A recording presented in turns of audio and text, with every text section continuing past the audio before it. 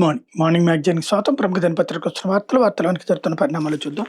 ఈనాడు చూస్తే ఆగస్టు 14న పోలవరం ఎడవ కాలువకు నీళ్లు, సెప్టెంబర్ 16 వెలుగొండ ప్రాజెక్టు ప్రారంభం, పోలవరంలోను పంపుడు జనరేషన్ విద్యుత్ ఉత్పత్తికి యోచన, 2027 మార్చికి పోలవరం పూర్తి, ముఖ్యమంత్రి చంద్రబాబు వెల్లడి, 37వసారి పోలవరం ప్రాజెక్టు సందర్శన, రాష్ట్ర ప్రజల చిరకాల వాంఛ అయిన పోలవరం ప్రాజెక్టు నిర్మాణం 2027 మార్చి నాటికి పూర్తవుతుంది. తర్వాత గోదావరి జలకళ సంతరించుకోగానే ప్రాజెక్టును జాతికి అంకితం చేస్తాం. పోలవరం ఎడవ కాలువ పనులు ఓ కొలిక్కి వచ్చాయి. ఆగస్టు 14న ఆ కాలువకు నీళ్లు వదులుతాం. ఆ నీళ్లు అనకాపల్లి జిల్లాకు చేరగానే అక్కడ హారతిస్తాం. శ్రీశైలంలోకి నీళ్లు రాగానే సెప్టెంబర్ 1న వెలుగొండ ప్రాజెక్టు ప్రారంభిస్తామని ముఖ్యమంత్రి చంద్రబాబు ప్రకటించారు. ఆయన సోమవారం పోలవరం ప్రాజెక్టును సందర్శించారు. ఆ తర్వాత అధికారులతో సమీక్షించి అనంతరం విలేకరులతో మాట్లాడారు. పోలవరంలో పంపుడు జనరేషన్ విద్యుత్ ఉత్పత్తికి ఉన్న అవకాశాలు పరిశీలిస్తున్నాం. అలా చేస్తే నిరంతరం 960 మెగావాట్ల విద్యుత్ వస్తుంది. జలధార కార్యక్రమం కింద ప్రతి జిల్లాకు 2 కోట్లు ఇస్తున్నాం. ఆ నిధులతోనూ సిఎస్ఆర్ నిధులు ఇతరుల భాగస్వామ్యంతో జలధార పనులు కొనసాగించాలన్నారన్నటువంటి వార్తని హైలైట్ చేశారు. పోతే ఓపీఎస్ అమలుకు ఉత్తర్వులు, 10,715 మంది ఉద్యోగులకు ప్రయోజనం. రాష్ట్రంలో 10,715 మంది కాంట్రిబ్యూటరీ పెన్షన్ ఉద్యోగులకు పాత పెన్షన్ పథకం అమలుకు ఆర్థిక శాఖ ముఖ్య కార్యదర్శి పీయూష్ కుమార్ ఉత్తర్వులు జారీ చేశారు. ఉద్యోగులు ఓపీఎస్లోకి మారేందుకు వీలుగా ప్రభుత్వం ఒకేసారి అవకాశం కల్పించింది. కేంద్ర ప్రభుత్వం ఇప్పటికే జారీ చేసిన మెమో 57 అనుసరిస్తూ ఈ నిర్ణయం తీసుకుంది. 2004 సెప్టెంబర్ 1వ తేదీ కంటే ముందు విడుదలైన నోటిఫికేషన్ ద్వారా ఎంపికై వివిధ కారణాలతో సెప్టెంబర్ 1 తర్వాత ప్రభుత్వ సర్వీసులో చేరిన ఉద్యోగులకి మాత్రమే పాత పెన్షన్ విధానం ఎంచుకునే అవకాశం కల్పించింది. ఉద్యోగులు ఈ ఉత్తర్వులు జారీ చేసిన తేదీ నుంచి 3 నెలల్లో ప్రభుత్వం సూచించిన నిర్దేశిత నమూనాలో తమ ఐచ్ఛికాన్ని సమర్పించాల్సి ఉంటుంది. ఓసారి ఐచ్ఛికాన్ని దాన్ని ఎంచుకుంటే దాన్ని మార్చుకోవడానికి వీలు ఉండదు. పాత పెన్షన్ విధానాన్ని ఎంచుకునే ఉద్యోగులకు సంబంధించిన సిపిఎస్ కార్పస్ ఫండ్ బదిలీ, పూర్తి స్థాయి అమలు మార్గదర్శకాలను ఆర్థిక శాఖ ట్రెజరీస్ అకౌంట్స్ డైరెక్టరేట్ విడివిడిగా జారీ చేయనున్నట్టు ప్రభుత్వం స్పష్టం చేసింది. ఇందులో ఇప్పటిదాకా ప్రజల్ని మోసం చేసింది ఏంటంటే మీడియా అందరినీ ఓపీఎస్ నుంచి సిపిఎస్ నుంచి ఓపీఎస్కి మారుస్తున్నారు. కాదట, 2004 సెప్టెంబర్ 1వ తేదీ కంటే ముందే అపాయింట్మెంట్ అయ్యి అప్పటి నోటిఫికేషన్ల ద్వారా జాయినింగ్ మాత్రం సెప్టెంబర్ 1 తర్వాత చేరినటువంటి వాళ్ళకి మాత్రమే, అది కూడా కేంద్ర ప్రభుత్వ ఆదేశాలతో ఇస్తున్నారు. ఇది అసలు లాజిక్. 2004 తర్వాత ఉన్న సిపిఎస్ ఉద్యోగులందరూ సిపిఎస్ఏ. ఇప్పటిదాకా టోటల్ సిపిఎస్ ఉద్యోగులకు ఓపీఎస్ వచ్చేసిందని అందరూ అనుకున్నారు. తీరా చూస్తే అది పచ్చి అబద్ధమని తేలింది. లేకపోతే మళ్ళీ ఇరాన్ దిగ్బంధం, అమెరికా అధ్యక్షుడు ట్రంప్ ప్రకటన, హార్ముజులో 20% టోల్ వసూలు చేస్తామని వ్యాఖ్య, భయపడినట్టే జరుగుతుంది. పశ్చిమాసియాలో పరిస్థితి మళ్ళీ మొదటికి వస్తుంది. తాత్కాలిక శాంతి ఒప్పందానికి తూట్లు పొడుస్తూ అమెరికా ఇరాన్ కత్తులు దూసుకుంటాయి. ఇరాన్ను తాము మళ్ళీ దిగ్బంధించబోతున్నట్టు అమెరికా అధ్యక్షుడు డొనాల్డ్ ట్రంప్ సోమవారం ప్రకటించారు. ఇరాన్ని మా నౌకాదళం మళ్ళీ దిగ్బంధిస్తున్నాం. ఆ దేశానికి నౌకలు వెళ్లకుండా, అక్కడి నుంచి నౌకలేవి ఇతర ప్రాంతాలకు ప్రయాణించకుండా హార్ముజులు అడ్డుకుంటాం. ఇతర నౌకలు మాత్రం ఆ జలసంధిని స్వేచ్ఛగా వాడుకోవచ్చు. అయితే కల్లోలిత పరిస్థితులు ఉండే హార్ముజులో వాటికి భద్రత కల్పించేందుకు ఆ నౌకల్లోని సరుకు విలువలు మేము 20% వరకు టోల్ వసూలు చేస్తామంటూ ట్రంప్ సామాజిక మాధ్యమంలో పోస్ట్ పెట్టారు. ఆయన ప్రకటన మీద ఇరాన్ తీవ్ర అసహనం వ్యక్తం చేసి హార్ముజ్ విషయంలో అమెరికా జోక్యాన్ని సహించబోమంది. ఆ జలసంధిలో వాణిజ్య నౌకలు రాకపోకలకు అంతరాయం కలిగిస్తే బలప్రయోగానికి దిగుతామని ఇరాన్కి చెందినటువంటి జాయింట్ మిలిటరీ కమాండ్ హెచ్చరించింది. హార్ముజ్ తమ నియంత్రణలోనే ఉందని తెలిపింది. మరోవైపున ప్రతి దాడులు అయితే కొనసాగుతున్నాయి. పశ్చిమాసియా వ్యాప్తంగా సోమవారం కూడా దాడులు కొనసాగినాయి. ఇరాన్లో డజన్ల కొద్ది ప్రాంతాల మీద తాము విరుచుకుపడినట్టు అమెరికా సైన్యం తెలిపింది. ప్రధానంగా రక్షణ వ్యవస్థలు, రాడార్ కేంద్రాలకు క్షిపణి, డ్రోన్ పరికరాలు, చిన్న బోట్లను లక్ష్యంగా చేసుకున్నట్టు తెలిపింది. తమ దేశంలోని హార్మోజ్గన్, ఖుజస్థాన్, మర్కజీసిస్తాన్, బలూచిస్తాన్ ప్రావిన్సుల మీద వాషింగ్టన్ దాడులు చేయడంతో 2 మృతి చెందారని ఇరాన్ వార్తా సంస్థలు పేర్కొన్నాయి అన్నటువంటి వార్తని హైలైట్ చేశారు. అయితే గొర్రెల కాపర్ని బైక్తో ఢీ కొట్టింది నేనే. అతివేగంతో బైక్ నడిపి ఒకరు మృతికి కారణమైన వైకాపా నేత మాజీ మంత్రి సిదిరి అప్పలరాజు కుమారుడు అరవ్ వర్మ ఎట్టకేలకు పోలీసులు ఎదుట లొంగిపోయారు. అప్పలరాజు సోదరుడు త్రినాథరావు, ఓ న్యాయవాది, 2 వైకాపా నాయకులతో కలిసి సోమవారం మధ్యాహ్నం 2 గంటల సమయంలో కాశీబుగ్గ పోలీస్ స్టేషన్కి వచ్చి లొంగిపోయిన అరవ్ను రాత్రి 10 గంటల వరకు పోలీసులు విచారించారు. గొర్రెల కాపారి దానయ్యను తానే బైక్తో ఢీకొట్టాన్ని విచారణలో అరవ్ అంగీకరించిన సమాచారం. ఈ కేసు నుంచి తన కుమారుడిని తప్పించేందుకు సిదిరి అప్పలరాజు పన్నిన పన్నాగం బెడిసికొట్టింది. నేరానికి పాల్పడినటువంటి తన కుమారుడి స్థానంలో అప్పటికప్పుడు మరొకరిని ప్రవేశపెట్టి వ్యవస్థలో వ్యక్తులు మేనేజ్ చేసిన ఆ గుట్టు రట్టయింది. నేరాన్ని కప్పిపుచ్చడం, పోలీసులను తప్పుదారి పట్టించడం, నిందితుని ఘటస్థలం నుంచి ఆగమేఘాల మీద తప్పించడం, సాక్ష్యాధారాలు మాయం చేయడానికి ప్రయత్నించడం, తన అనుచరులను రంగంలోకి దించి బాధితుడి కుటుంబంతో రాజీకి ప్రయత్నించడం, ఇలా మొత్తం కథా స్క్రీన్ ప్లే దర్శకత్వం అంతా నడిపించి విషయం బయటికి రాకుండా తొక్కిపెట్టాలని చూసిన ఫలించలేదు. గత్యంతరైన పరిస్థితుల్లో సిదిరప్పలరాజు తన బిడ్డల్ని లొంగేలా చేశాడు అన్నటువంటి వార్తని హైలైట్ చేశారు. లేకపోతే విద్యుత్ వినియోగదారులకు తీపి కబురు అంటూ 940 కోట్లు ట్రూడౌన్, వరుసగా 2వ ఏడాది తగ్గనున్న ఛార్జీలు, ఏపీఆర్సీలో పిటిషన్ దాఖలు చేసిన డిస్కమ్లు. విద్యుత్ వినియోగదారులకు కూటమి ప్రభుత్వం తీపి కబురు చెబుతోంది. వరుసగా 2వ ఏడాది వినియోగదారులకు విద్యుత్ ఛార్జీలు తగ్గబోతున్నాయి. 25-26 ఆర్థిక సంవత్సరం 940 కోట్ల ట్రూడౌన్ చేయబోతోంది. విద్యుత్ పంపిణీ సంస్థలు రాష్ట్ర విద్యుత్ నియంత్రణ మండలి ఎదురు పిటిషన్లు దాఖలు చేసి వాటిని పరిశీలించి అనుమతించని ఖర్చులు పోను ట్రూడౌన్ కింద వినియోగదారుల బిల్లులు ఎంత తగ్గించాలి దాని మీద కమిషన్ నిర్ణయం తీసుకోబోతుంది. 2024-25లో డిస్కమ్ 924 కోట్లు ట్రూడౌన్ చేసినాయి. విద్యుత్ వినియోగదారులపై అదనపు ఛార్జీల వారం వేయబోమని ఎన్నికల సమయంలో కూటమి హామీ ఇచ్చింది. అందుకు అనుగుణంగా ప్రభుత్వం అధికారులకు వచ్చిన 2 ఏళ్లలో విద్యుత్ వినియోగదారులపై అదనపు ఛార్జీలు వేయకుండా జాగ్రత్తలు తీసుకుంది.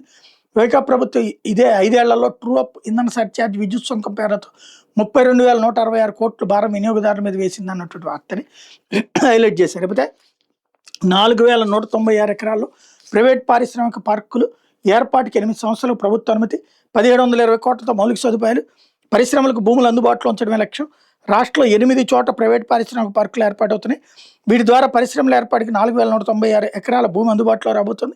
ఈ పార్కుల్లో మౌలిక సదుపాయాల కల్పనకు 1,720 కోట్లు వెచ్చించబోతున్నారు.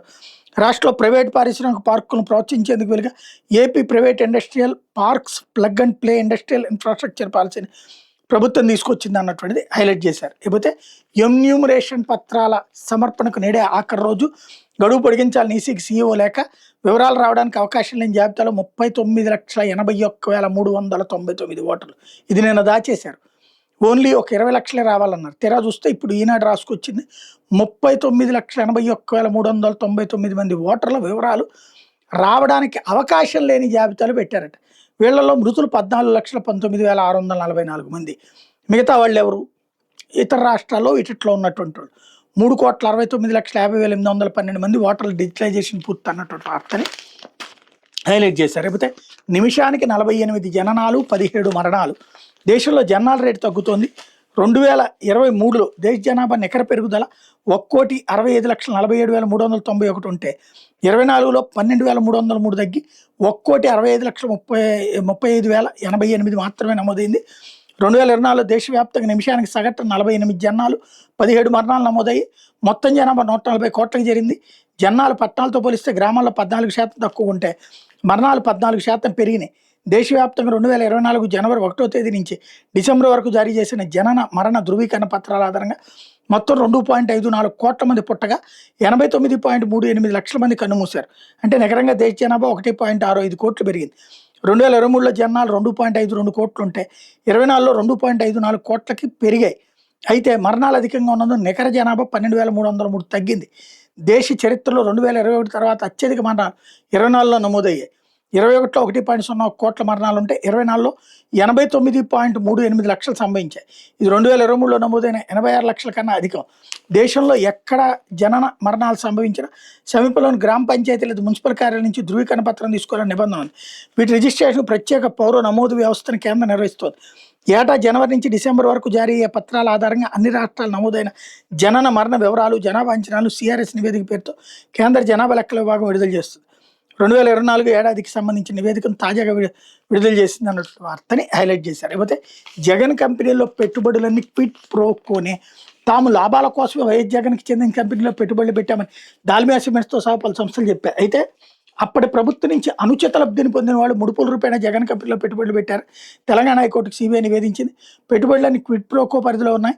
ఆ పెట్టుబడుల్లోని వాస్తవికతను ఈ దశలో నిర్ణయించడం సరికాదు. ఇదే విషయాన్ని న్యాయస్థానం సహా సుప్రీంకోర్టు కూడా పలు సందర్భాలు తేల్చి చెప్పిందని సిబిఐ పేర్కొంది అన్నటువంటి వార్తని హైలైట్ చేశారు. అయితే గమనకు నా ఫ్లాట్ ఇచ్చా, ప్రశ్న యూట్యూబ్ ఛానల్ నడిపేందుకు నా కార్యాలయాన్ని గమనకి ఇచ్చాను, ఆమెకు మద్దతు ఇచ్చేందుకు ఇదంతా చేశాను పోలీసులు విచారణ వైకాపా నేత ఇంద్రసేన చౌదరి అంగీకరించారు. చాలా ప్రశ్నలకు నోరు ఇప్పలేదు, కీలకమైన వాటికి అరకొర సమాధానం ఇచ్చారు. గమన కూడా ఎలాగే వివరించారు. తనకు ఇబ్బంది లేని ప్రశ్నలకే సమాధానం ఇచ్చి మిగిలిన వాటికి మౌనం దాల్చారు. ఇద్దరిని పోలీసులు వేరువేరుగా విచారించారు అన్నటువంటి వార్తని హైలైట్ చేశారు. ఇకపోతే సాక్షి వచ్చేటప్పటికి 2 ఏళ్లు గుండు సున్నా అన్నటువంటి వార్తని హైలైట్ చేశారు. చంద్రబాబు వెన్నుపోటుతో ఉద్యోగులు వెలవెల, మాటలన్నీ నీటి మూటలే, మేనిఫెస్టోలో పచ్చి మోసం, హామీలు పోతే పోయే, రెగ్యులర్గా రావాల్సిన వాటికి మంగళం, బాబు మోసాలకి నిసరిగా గుండు కొట్టించుకున్న ఉద్యోగ సంఘ నేతలు, 2 ఏళ్లలో 5 డిఏలు బంద్, 24 నెలలుగా రాని ఐఆర్, కొత్త పిఆర్సీ లేదు, సరెండర్ లీవ్లు లేవు, 2 ఏళ్లలో ఉద్యోగులకి జరిగిన నష్టం 37,000 కోట్ల పైమాటే, ఒక్కో సాధారణ ఉద్యోగి 5 లక్షలు నష్టం, ఒక్కో హెడ్ కానిస్టేబుల్ కోల్పోయింది 7.03 లక్షలు, చంద్రబాబు తమ నిలువున మోసం చేశారు, నిరసన వ్యక్తం చేస్తున్న ఉద్యోగులు అంటూ సిపిఎస్ ఉద్యోగులకు కూడా వెన్నుపోటు, మేనిఫెస్టో హామీకి చంద్రబాబు మంగళం, 2004 సెప్టెంబర్ 1కి ముందు నోటిఫికేషన్ వాళ్ళకే పాత పెన్షన్, జీవో జారీ, 10,000 మందికి అవకాశం, మిగిలిన 3 లక్షల మంది సిపిఎస్ ఉద్యోగులకు టోకరా అన్నటువంటిది హైలైట్ చేశారు. లేకపోతే ఆగిన రాజధాని రైతు గుండె, భూమిని అమ్ముకోనివ్వకపోవడంతో అన్నదాత హఠాన్మరణం, 4 ఏళ్లుగా కిడ్నీ సమస్య బాధపడుతున్న రైతు పద్మనాభరెడ్డి, భూసేకరణ పేరుతో నోటీసులు ఇచ్చిన అధికారులు, కోట్ల వస్తున్న సరైన వైద్యం పొందలేక గుండెపోటుతో మృతి, ఇది ముమ్మాటికి ప్రభుత్వం వచ్చానంటున్న రైతులు, నా కళ్ళ ముందే పొలాల్లోంచి రైతులను బలవంతంగా ఇడిచేశారు, రేపు మన పరిస్థితి కూడా ఇదే విధంగా ఉంటుందని భయమేస్తుంది, ఇంత ఆస్తుండి కూడా వైద్యం చేయించుకోలేకపోతున్నాను, పిల్లలకి ఇస్తానన్నది కూడా ఇవ్వలేకపోతున్నాను, ఇదంతా తలుచుకుంటే మనందరి పరిస్థితి ఏంటో అర్థం కావడం లేదంటూ ఉండవల్ల ప్రభుత్వ దాష్టికం పద్మనాభరెడ్డి ఆవేదన. అలాగే ప్రభుత్వ ఒత్తిళ్ల వల్ల మా నాన్న మరణించాడు, నా తండ్రిలా ఏ రైతు ఇబ్బంది పడకూడదు, రైతు పద్మనాభరెడ్డి కుమారుడు ఉజ్వల్, అట్లాగే పద్మనాభరెడ్డి ముమ్మాటికి బాబు సర్కార్ ఇచ్చే ఉండవల్లి రైతులపై ప్రభుత్వం దాడితో పద్మనాభరెడ్డి మనస్తాపం, ఆవేదనతో గుండెపోటు, వైఎస్ఆర్సీపీ నేత దొంతిరెడ్డి వేమారెడ్డి భద్మనాభరెడ్డి భౌతిక నివాళి అన్నటువంటిది హైలైట్ చేశారు. అయితే పల్నాడు కళ జగన్ సాకారం, 100 ఎంబీబీఎస్ సీట్లతో పిడుగురాల మెడికల్ కాలేజీ ప్రారంభానికి ఎన్ఎంసీ అనుమతి, ఎన్నికల నాటికే మెజార్టీ నిర్మాణ పనులను పూర్తి చేసిన వైఎస్ జగన్ ప్రభుత్వం, వెనుకబడిన ప్రాంతాల్లో పేదలకు చెందిన సూపర్ స్పెషాలిటీ వైద్యం లక్ష్యంగా అడుగులు, చంద్రబాబు గద్దెనెక్కాక వైద్య కళాశాలపై నీళ్ళనీడలు, గత్యంతరం లేని పరిస్థితుల్లో కళాశాల ప్రారంభానికి దరఖాస్తు అన్నటువంటిది హైలైట్ చేశారు.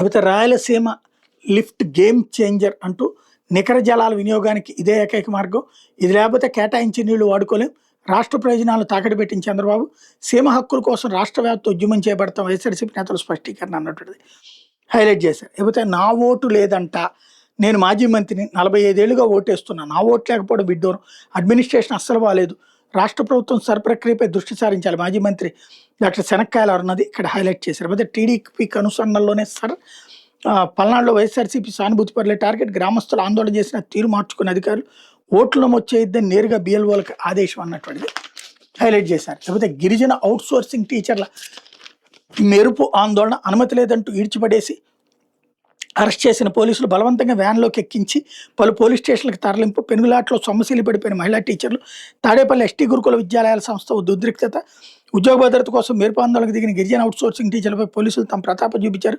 గుంటూరు జిల్లా తాడేపల్లిలోని ఎస్టీ గురుకుల విద్యాలయాల సంస్థ ప్రధాన కార్యాలయం వద్ద సోమవారం రోడ్డుపై బైఠాయించిన వేళని పోలీసులు నిర్దాక్షిణ్యంగా ఈడ్చిపడేశారన్నటువంటి వార్తని హైలైట్ చేశారు. లేకపోతే జీతాలు ఇప్పించండి బాబు అంటూ విజయవాడ కలెక్టరేట్ వద్ద పారిశుద్ధ్య కార్మికుల ధర్నా, సంబంధం లేని పనులు చేస్తున్నాను ఫిర్యాదు, పీజీఆర్ఎస్లో కలెక్టర్కి వినతిపత్రం సమర్పణ, 2 నెలలుగా జీతాలు ఇవ్వడం లేదు, పిఎఫ్ఈఎస్ఐ సౌకర్యం కూడా సరిగ్గా కల్పించడం లేదు, కనీస వేతనాలు ఇవ్వడం లేదు, కుటుంబాలను ఎలా పోషించాలంటూ విజయవాడ ప్రభుత్వ ఆసుపత్రిలో పనిచేస్తున్న పారిశుద్ధ్య కార్మికులు సోమవారం ఎన్టీఆర్ జిల్లా కలెక్టరేట్ వద్ద నిరసన దిగారు. కొత్త ప్రభుత్వ ఆసుపత్రిలో విధులు నిర్వహించే సుమారు 200 మంది పారిశుద్ధ్య కార్మికులు సిఐటియు ఆధ్వర్యంలో ఈ నిరసనలో పాల్గొన్నారన్నటువంటిది హైలైట్ చేశారు. ఎందుకు మరి జీతాలు ఆపేస్తున్నారో అర్థం కాదు, అవుట్ సోర్సింగ్ ఇవ్వడమే తప్పు, ఇదివరకు ఉన్నటువంటి విధానాన్ని తీసేసి ఇవ్వడం వల్ల ఇప్పుడు ఎవరో వ్యక్తులు లబ్ధి పొందుతారు, ప్రభుత్వానికి మైనస్ అవుతుంది, అది ఎందుకు ఆలోచించుకోవట్లేదు అర్థం కావట్లేదు. లేకపోతే ఆంధ్రజ్యోతి మార్చి 31 నాటికి పోలవరం సిద్ధం ఇక్కడ హైలైట్ చేశారు. లేకపోతే ప్రేమతో ఒక్కటైతే ఫోక్సోతో వేధింపుల, పిల్లల ఇష్టాలను అణచడానికి ఆయుధంగా వాడుతున్నారు, అబ్బాయిలను నేరస్తులుగా అమ్మాయిని బాధితులుగా చిత్రీకరిస్తున్నారు, 15-18 వయసు ప్రయోగాల దశ, ప్రేమ సహజ ఆకర్షణ ఎలా ఆపగలరు, సుప్రీంకోర్టు ఆసక్తికరమైనటువంటి వ్యాఖ్యలు అన్నటువంటిది హైలైట్ చేశారు. ఇది మన కోర్టు సినిమా కాన్సెప్ట్ ఇక్కడ సుప్రీంకోర్టుకి వెళ్ళింది అనమాట. కౌమార దశలో పరస్పర అంగీకారంతో ఏర్పడే ప్రేమ సంబంధాలు అణచివేయడానికి తల్లిదండ్రులు ఫోక్సో చట్టాన్ని దుర్వినియోగం చేస్తున్నట్టు సుప్రీంకోర్టు ఆందోళన వ్యక్తం చేసింది. 15-18 ఏళ్ళ అన్నది ప్రయోగాలు చేసే, కొత్తవి తెలుసుకోవాలి చెయ్యాలన్న వయసు, ఒక అబ్బాయి అమ్మాయి కలిసి పారిపోకుండా ఎలా అడ్డుకోగలం అని జస్టిస్ నాగరత్న, జస్టిస్ మహదేవన్లతో కూడిన బెంచ్ ఓ సుమోటో కేసు విచారణ సందర్భం వ్యాఖ్యానించి ఫోక్సో అన్నది చిన్నారుల మీద లైంగిక వేధింపులు, దోపిడీ నిరోధించే చట్టమని స్పష్టం చేస్తూ పరస్పర ఇష్టంతో ఏర్పాటు చేసుకునే సన్నిహిత సంబంధాలకు అడ్డుకునేందుకు వినియోగించడం మీద అసంతృప్తి వ్యక్తం చేసింది. ఒకే చోట కలిసి చదువుకుంటున్న వాళ్ళ మధ్య ఆకర్షణ భావాలు ఏర్పడినప్పుడు వాటిని ఎలా ఆపగలరు, పరస్పర ఇష్టంతో ఏర్పడిన ప్రేమ వ్యవహారాలు నేరాలుగా చిత్రీకరించి అబ్బాయిలను జైలుకు పంపిస్తుండటంతో వాళ్ళ జీవితాలు నాశనం అవుతున్నాయి. అలాగే అమ్మాయిల ఇష్టానికి వ్యతిరేకంగా బాధితులుగా చిత్రీకరిస్తున్నాం, వాళ్ళకి మనోవేదన మిగులుస్తుందని సుప్రీంకోర్టు ఆవేదన వ్యక్తం చేస్తే ఇది అద్భుతమైనటువంటి సంచలనాత్మకమైనటువంటి తీర్పు అని చెప్పాలి. లేకపోతే రావణ్కి రిటైర్డ్ అధికారులతో సంబంధాలు, రిటైర్డ్ ఐఏఎస్ ఐపీఎస్లతో మాట్లాడేవాడు, అతని అభిప్రాయాలు మా ఆలోచన ఒకటే, అందుకే మా ఇళ్లలోనే వీడియోలకు అనుమతి, విచారణలో వెల్లడించిన గమన ఇంద్రసేన, 7.5 గంటల పాటు సాగిన విచారణ, సమాధానాలు దాటివేత, 17న మరో విడత. యూట్యూబర్ బచ్చలకూరు జోసెఫ్ అలియాస్ రావణ్తో పలువురు రిటైర్డ్ ఐఏఎస్ ఐపీఎస్ అధికారులు లింకులు ఉన్నమాట నిజమైన రావణ సన్నిహితురాలు గుడిపూటి గమన పోలీసులకు చెప్పినట్టు సమాచారం. ఉపా చట్టం కింద అరెస్ట్ జైల్లో ఉన్న రావణ్తో సంబంధం ఉన్న ఒక్కొక్కరిని పోలీసులు విచారణకు పిలుస్తున్నారు. రావణ్ కాల్ డేటా ఆధారంగా వాళ్ళకి నోటీసులు జారీ చేస్తున్నారు.